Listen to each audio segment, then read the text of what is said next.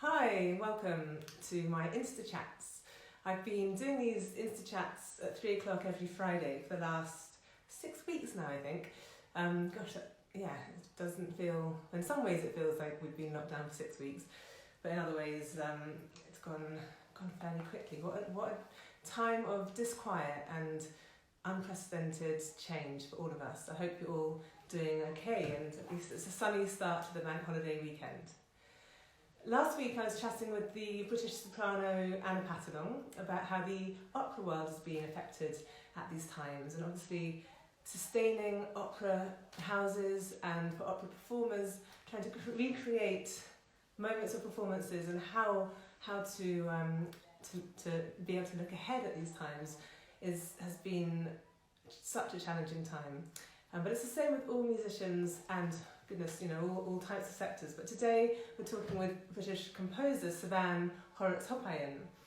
And Cevanne is a celebrated British composer, but what a time now to be composing. I wonder, is she being creative in her process? We're going to talk to her now. I'm going to invite her in to tell us how she is and how she has been affected by this unprecedented time.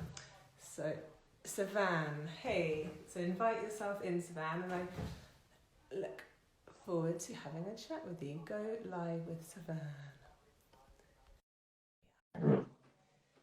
And at the end of our chat, we're going to be doing a special performance. My daughter's going to join me for a premiere. Welcome. I hope this is working. Yeah, oh, great. You can hear me. Can hear you. How are you doing? I'm fine, yeah. I might just try and take us off the Wi-Fi because I know that the Wi-Fi here is terrible and it might be safer. Okay. I think Cevanne's up in Cambridge at the moment. She lives actually quite local to me in Lewisham, but Cevanne, just saying you're up in Cambridge. How is it up there? It's beautiful. We're very lucky to be here on the grounds of Girton College, and it's, as you know, spring is here, and so I feel very lucky to be in a space where I can see the flowers blooming and that sort of thing. But what I imagine most people are experiencing, very odd feeling of having been being around a lot of people and now suddenly being distanced from them. So I did a concert on Zoom for the Girton College Fellows earlier this week, and it was quite overwhelming just to see all these faces. I was terrified because of Zoom, as you've now witnessed my Instagram prowess. But it was more the shock of seeing people that I recognised all in the same room at once, but obviously not physically there. So that's what I've been up to. It's really impactful. I think seeing faces really emotionally impactful. That's what we found with our concerts, and people need it in terms of isolation.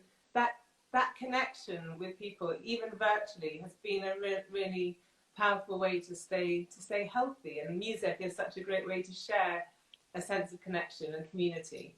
What are you doing up in Cambridge? You're with your fellowship. Perhaps sort of give the context to why you're there. Sure. Well, so I'm here as the Mary Amelia Cummins Harvey Visiting Fellow Commoner, which means I'm a practitioner in music. So I'm not an academic, and I'm supposed to be here to sort of provide college life with a different perspective from my professional point of view, I suppose. I think live music was definitely going to be part of it this term that's now started, the exam term for all the students. I was going to be performing with electronics and all sorts of things. I'd promised workshops with them and so on, which can't go ahead in this form. But what you're saying about live music or music online being useful for people, do you find it personally, like live music, watching that online, is that good for you? Because I've seen a few things that have just, because the streaming quality is bad, probably I'm saying this now and you're not getting all of me either, I would I prefer to watch a completed film, you know, a filmed concert that was completed and mixed and mastered. For me, the live connection isn't isn't there. It doesn't feel right. I'm saying this, and No, obviously I've been performing. It's a carbon copy, obviously, but I think I did actually last night tune into the London Horrocks-Hopayian. They are holding these aperitif concerts from 6:30 to 7, so just a little bite-sized performance. And I loved it, and I loved how it was an immediate. There's still that immediacy of it. It's nothing like the live, events, obviously, but I think you can recreate in this way through Zoom a sense of performance, a sense of musicality, and it's sharing the music making. And there is a difference between, even on Zoom, a live performance and an edited, recorded delivery of one. So yeah, I do think there's still a value in live performance. And the concerts that we hold with our pupils through musical offices, they've been really, everyone's surprised at how personal and intimate you can still create that live you can still convey a sense of intimacy which you normally have in a live setting. So yeah, there's a place for it, but obviously you can never recreate the full potential that live performance has, and that's what everybody is still clamouring for, and that's what's so sad about the creative industries and how long it's going to take for that to come back. And it's such a different way of experiencing art as well. I think, like on the Zoom concerts that I've done, I can see people writing in the comments on the side, which is very nice, the things that they've said, thankfully. But it's funny for me because obviously in a concert hall or a pub, wherever I'm performing, people would usually use their inside voice for that and not sort of broadcast their sort of how they're feeling about it until, certain points. Like there's a rhythm to a live concert with people in the room. And I don't know, it's something I'm just getting used to, basically. I sound like an old fart saying all this. It's a different experience. It's a different experience, but it is a way to also, I think, on the upside, you can engage with new audience. That's something that we've experienced, which has been, it's international. It's grandparents who couldn't otherwise come to the live concerts. It's, so it opens up a new audience, which is something which I think the classical music industry, well, all music industry really could begin to focus on a little bit. Who is your audience, and what does your audience want and need? And perhaps there will be a place for Zoom concerts to continue alongside live performances as we go forward, because it does make it more accessible and more immediate, I think, for people who otherwise couldn't come to the live concerts. Well, one thing I did when I was with the London Symphony Orchestra, I was composer in residence at a very special house called 575 Wandsworth Road in London, and you can only have 6 people in the space at a time because it's looked after by the National Trust, and any more people, the house might collapse over time. And so to be able to share this very special house, which was filled with artwork created by Hedambi Asaleche, the LSO broadcast on their website my music as a kind of film, sort of going through the house, like a single camera type shot. And that was quite a few years ago, but it was a nice way to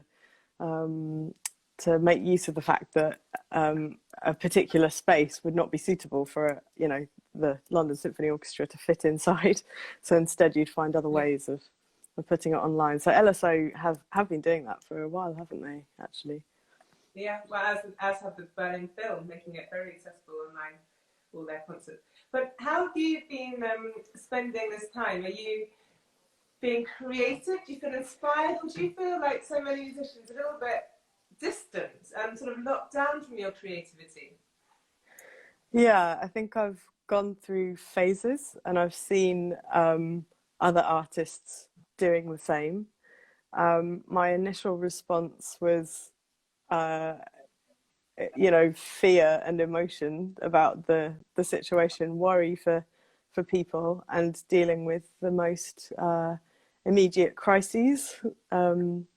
that came up, and it didn't feel like there was room for creativity in that space. And that shocked me, because I saw other people sort of sharing work online and, you know, jumping into being very productive, sharing existing work often, which was nice, you know, because it's nice to be reminded of the past sometimes as well. But creating something out of nothing, you know, creating something out of nothing is requires, for me, a particular sort of headspace, and not one that's in panic.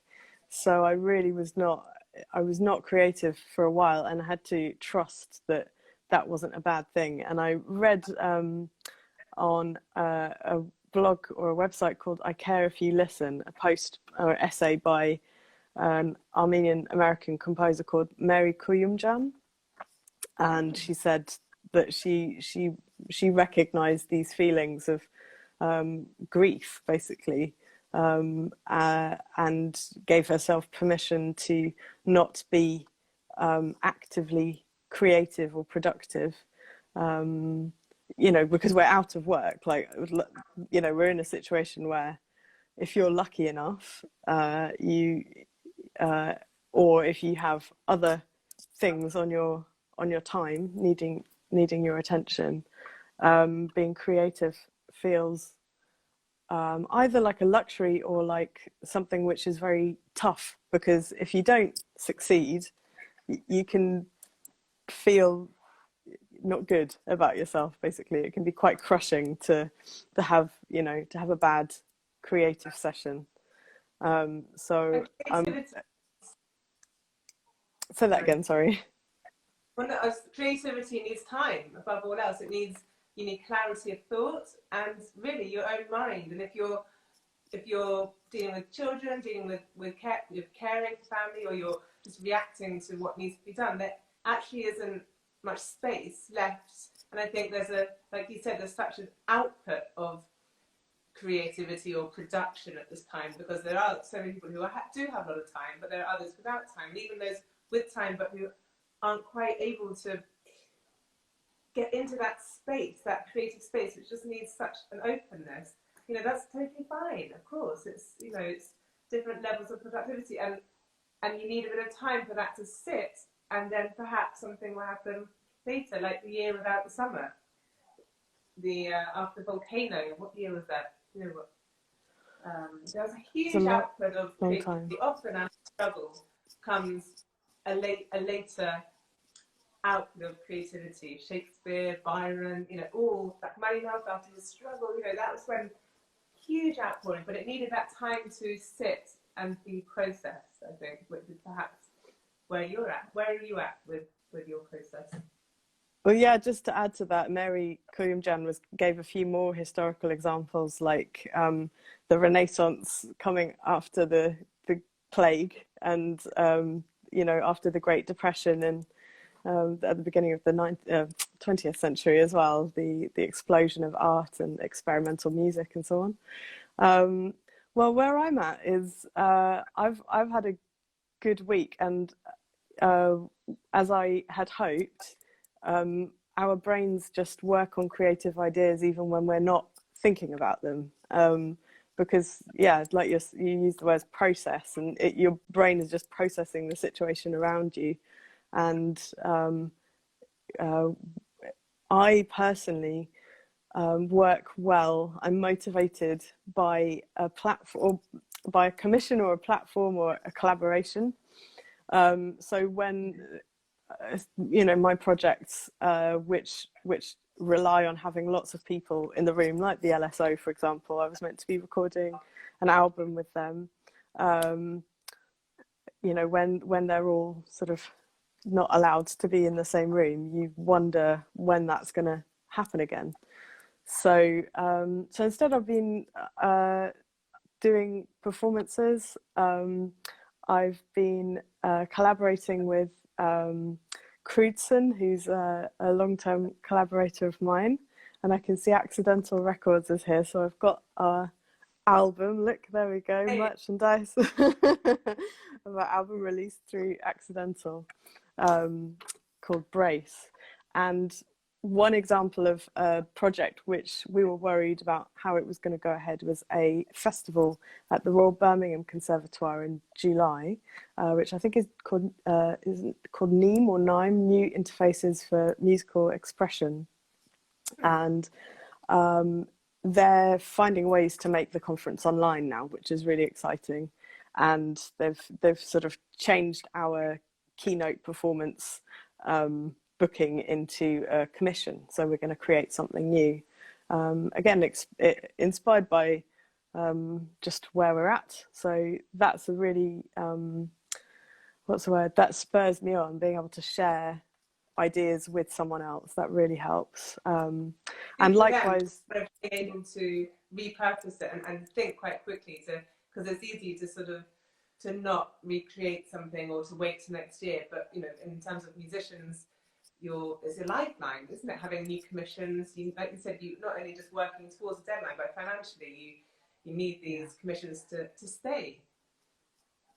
Yeah, it's really worrying otherwise, that's for sure. Yeah, and another thing was something I'd learned before all of this happened, really. I'd been given some advice by Sarah Anglis, who's a composer and roboticist, and also Jessica Walker, who's a librettist and singer. And they were both sort of saying about how it's important to keep collaborating with your collaborative partners or groups, even if the particular project you were working on might have hit a snag, you know, because other things come along, like a commission runs out of funding or whatever, you lose a venue and that sort of thing. And that can really kill it. And I think that can happen in like filmmaking, from what I can see as well. You lose the momentum and you really worry that, you know, that's the end of it. So instead, to sort of keep your creativity limber, keep working on other collaborative ideas with that same person, and whichever one gets made first, you know, great, but you're still keeping the cogs turning. It's like a muscle, isn't it? You do have to work on it. Creativity is something that you can develop. Imagination is something that musicians, composers, artists are constantly seeking to enhance. And it's something which, yeah, you can, just like a gymnast, you know, if you stop exercising, you lose your strength, you lose your core, and I think with artists, you can quite quickly potentially, you know, lose your intent and your creative thinking, because it does require a huge flex of thought, which you can continue to aspire to develop, I think. And now, yeah, like you say, there are other ways to do it. It might not be set, you know, on a particular commission, but even this conversation, you know, or conversations, listening to podcasts, researching, it's a way to just keep things developing, and that's really, I think, important, and can be an artist's way of continuing to feel creative. Yeah, and I think that element of allowing yourself to accept that everything is creative, everything you do is creative, then means that you can sort of focus on quite small things, small achievements or small reflections on life. And so I've just noticed that I've ended up sort of turning into this more meditative, conceptual approach, which I don't normally take, I suppose. Well, I mean, in certain ways I do, but I often really like creating very sort of dynamic work with lots of contrast and energy and that sort of thing. Whereas I think maybe thanks to the surroundings I'm in, beautiful architecture and so on, and also thanks to this project called 20 Piano getting in touch and asking me to create some piano pieces that could be played by anyone. I had fun sort of thinking of some conceptual pieces or instructional pieces which are very much based on honing in on meditative or small things that you might do around playing a piano, which themselves create sound as well. And we'll come on to that later, because you're going to play of your piece. But that, I mean, the concept of that piece, which we can talk about in a little bit, is also interesting. That sort of looking back at how people communicated through music from their home, how they communicated from village to village, heralding from the tower. That's something, well, perhaps why not let's unpack it a little bit now, because I think it's something which we are retreating back to, the concept of home. What does home mean? What do we want from our surroundings? And your inspiration for this piece that we're going to be performing a movement from does hark back to a different time, doesn't it? It does, yeah. So at Girton College, where I am now, there's this is a Victorian Gothic building, and there's this big tower in the centre of it, which I don't know if you can see any of it. I have this approach of sort of drawing images which then create a structure for me to contain my music within. And I wouldn't normally share sort of something which is in its sketch form, but again, I feel like I'm in such a different situation. I feel like getting to this stage is an achievement, and so I was, happy to share something at this stage, and happy for them to ask me at 20 Piano.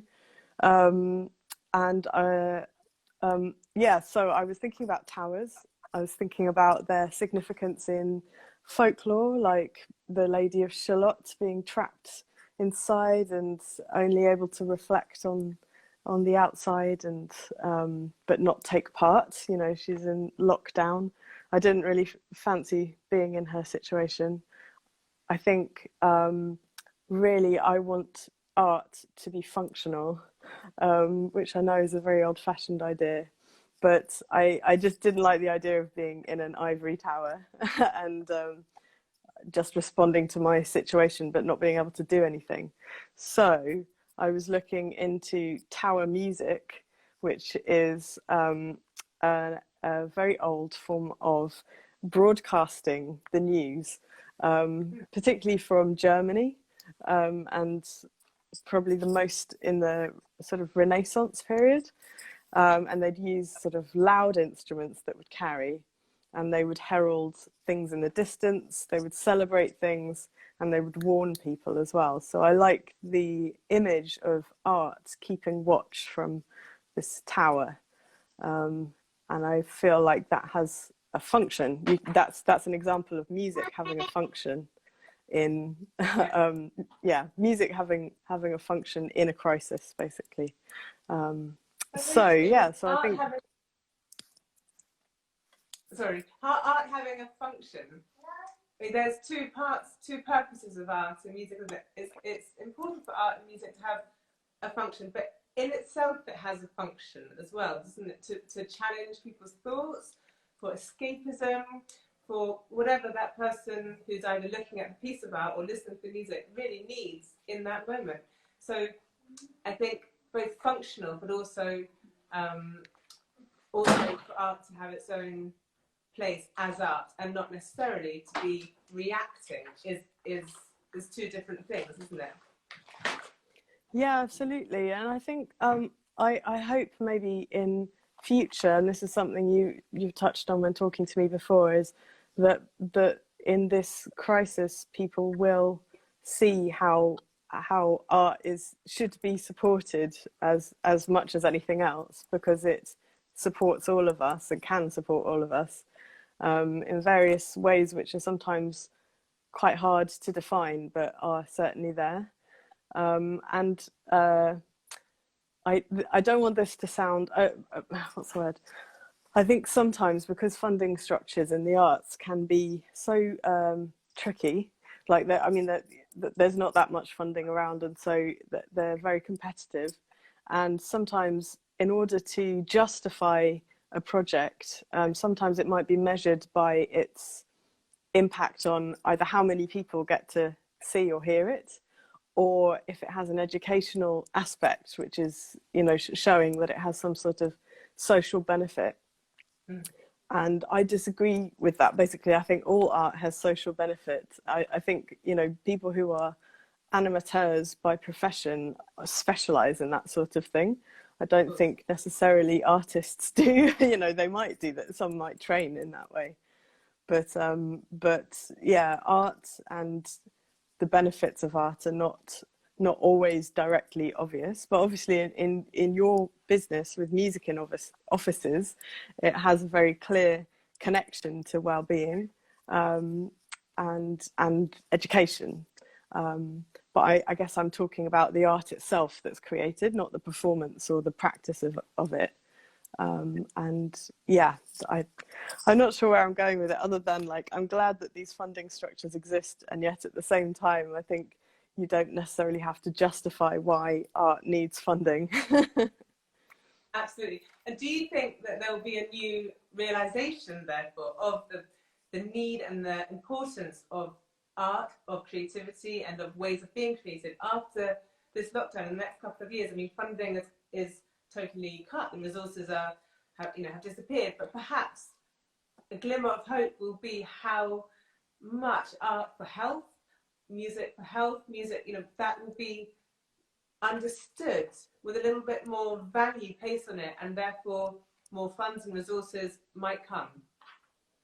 I hope so, yeah. I really do. Like, I hope that this will show how fragile the structures have been so far, in the way that, all of these sort of gigs that we might have and schemes that we might be on are, it's sort of often based on an element of support in kind. We're often they're often done for the love of it, and that's not always enough. For that means there's usually a very specific economic group that can end up working in the arts, which is not good.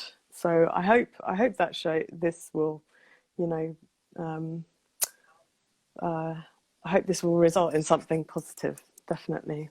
We'll have to see, won't we? I think, yeah, it has to. I mean, out of crises often comes something positive, and what that will be, we wait to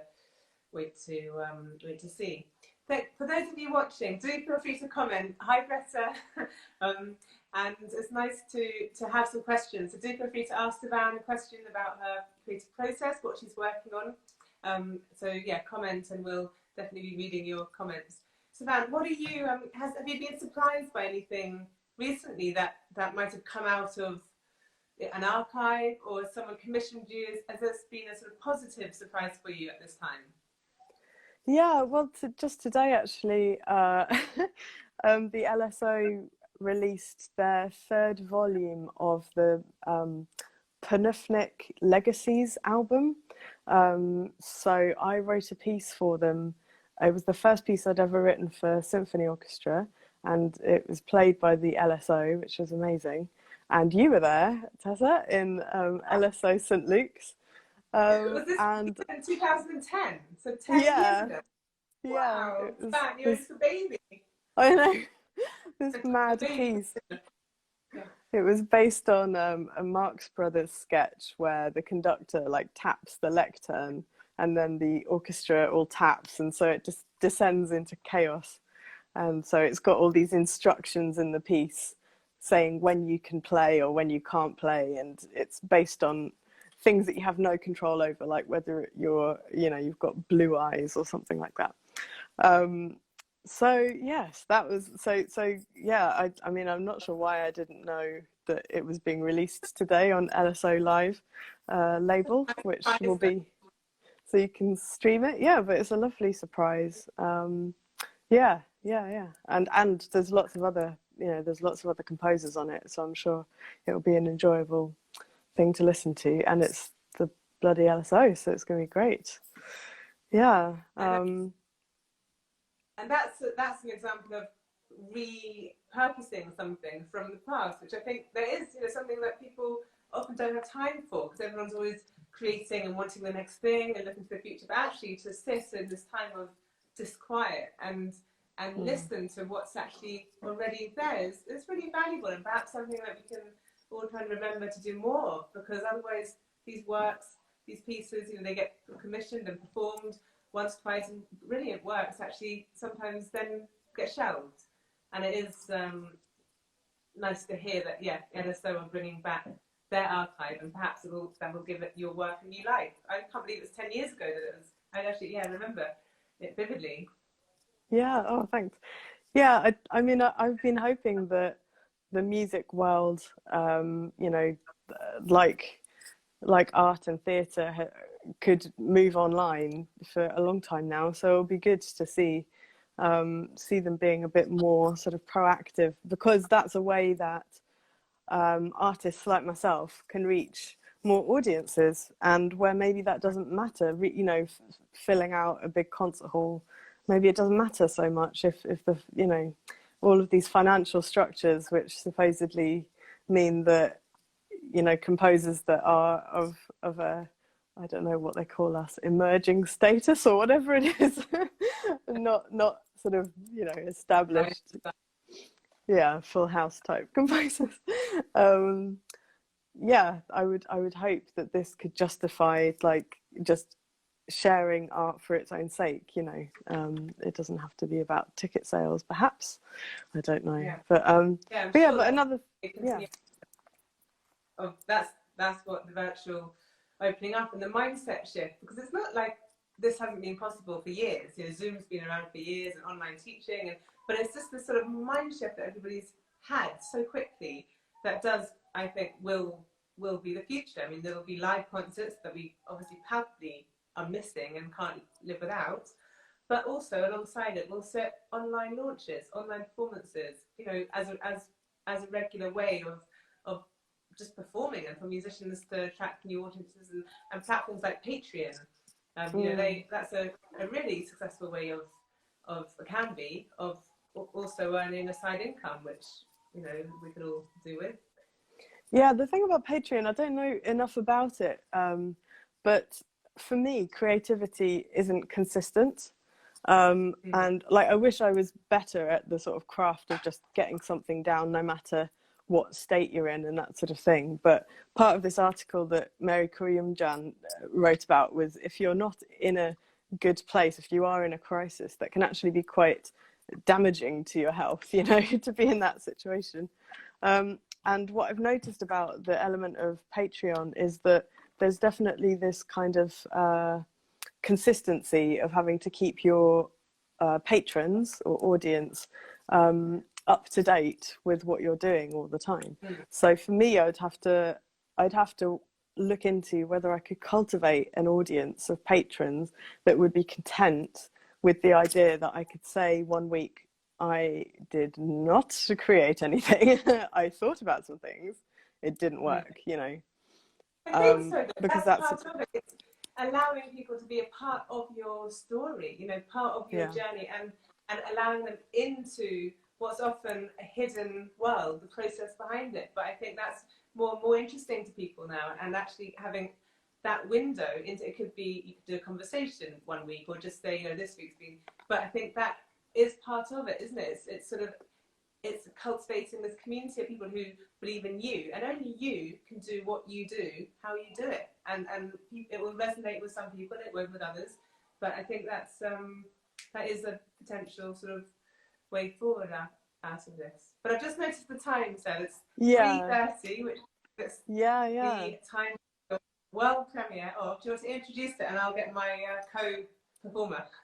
Sure, yeah, please do. And I'll just sort of sign off with a few things, saying that really what's kept me going is seeing what other creative people are sharing with each other. And so I've sort of been very grateful to see things that Feeney Behrman on Instagram has been sharing in the mornings, of how to just write just whatever's in your head, you know, for lyrics, but in quite a structured way, but in a way that you build up ideas over time and come back to them. And Ingrid Plum, who shared some of her work, which were some instructional pieces, which along with her and Alison Knowles, who created proposition pieces, those have been influences for me for creating one of these pieces that you and Willow and Tessa are going to perform for you now. So I'll read it out to you if you like. So this is from the collection of 3 instructional pieces for piano for the project called 20 Pianos, at 20 Pianos on Twitter. And the second piece is called Damper, and it says, if the piano has a lid, lift it, depress the damper pedal, the sustain pedal, and keep it down. With a little soap on a damp cloth, clean every key on the piano. Begin wherever you like. Sustain the sound until you have finished. Okay. All right. Here we are. We're going to start from there. I'll get out of the way. On the lid.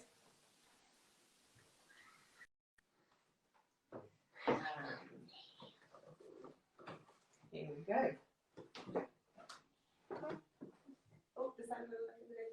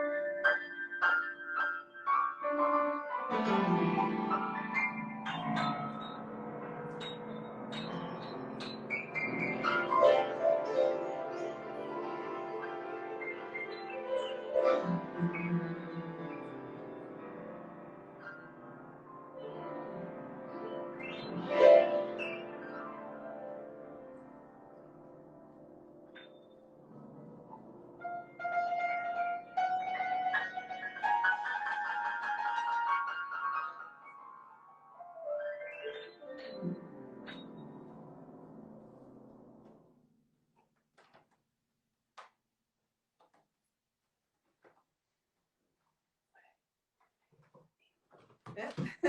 There we go. I hope you enjoyed it. A little bit meditative, a little bit fortissimo. I'm going to welcome Cevanne back in to see what she thought of our performance. Ooh. What did you think? Did you enjoy playing it? Yeah. What did you think? Yay! Thank you, Willow. What did you think? That was wonderful. Oh, that's a great world premiere. Thank you, Willow. Was What it a pro. meditative enough? Yeah, well, it can be whatever you're feeling. As I say, these came out of me trying to be meditative or get a sense of where I am at present, but that will change according to what you're going through. So I love the energy that you brought to it. And if anyone else wants to play it, just go to the link in my bio of my Instagram. I sound so old. And or go to @20piano on Twitter, and you can play it yourself. Yeah. Anyone can play it? Yeah, What and needs hold down the sustain, and it will create a bell-like sound, like the tower that we're talking about earlier. Yeah. Yeah. Oh, well, thanks, Cevanne. Thanks so much for joining. Thank you. Thank you. Next week at 3 o'clock, I'll be chatting to someone else from the creative industries about this time that we're in. And I'll save this video, so do watch it back if you just joined. And have a good bank holiday weekend. All right. Bye.